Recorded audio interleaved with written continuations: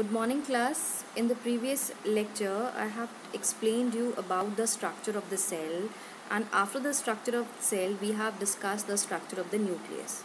The parts of the nucleus are as follows. I have told you about the double membrane structure, that is the outer nuclear membrane and the inner nuclear membrane.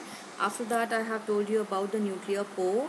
Then we have discussed about the nucleoplasm, and in the nucleoplasm chromatin fibers or chromatin reticulum is present, and along with the chromatin fibers or reticulum nucleolus is present. So here I am going to discuss about the structure of the chromatin reticulum.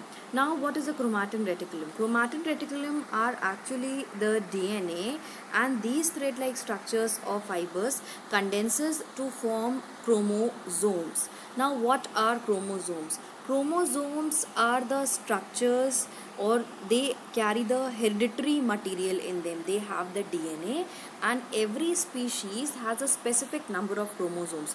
Suppose I said human beings, so human beings has 46 chromosomes, and these chromosomes are present in the form of pairs. These pairs are 23 pairs of chromosomes are present in the human beings. Now these chromosomes are passed on from one generation to another generation. Now you can take a look here that this one is the cell. Inside the cell they have shown the nucleus here.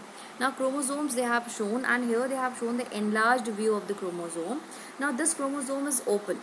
Now DNA, this DNA is wound around the protein. That protein is called as histone protein, and I have mentioned earlier that histone proteins are the characteristic feature of a eukaryotic cell.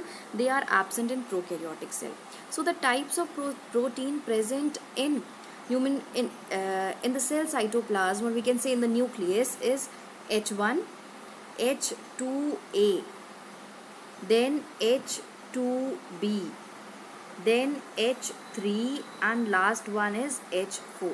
These 5 types of histone proteins are present. Now what happens is that 4 histone proteins, H2A, H2B, H2A, H2B, H3 and H4, these all 4 combine together to form an octamer structure, and around that octamer structure DNA come and wound itself.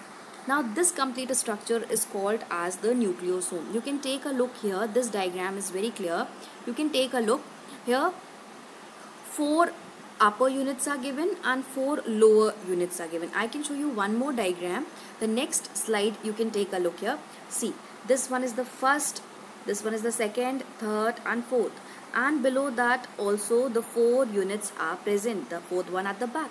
These 8 units combine together, and then this DNA wound around itself, it take a turn, and then H1 histone is attached here in this part. You can take this one is the first nucleosome, this one is the second nucleosome.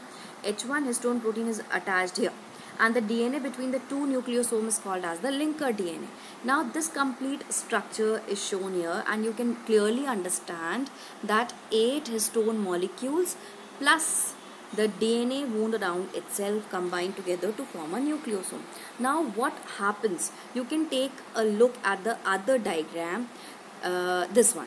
Now nucleosome is there. Now many nucleosomes combine together to form a structure called as solenoid. Now this one is a solenoid. The solenoid has 6 to 8 nucleosome units, and then many solenoids come together to form a structure that is called as chromosomes. This is a chromosome. This is all about the structure of chromatin reticulum, which has the DNA and the histone proteins in them. Thank you. That's all for about the chromatin.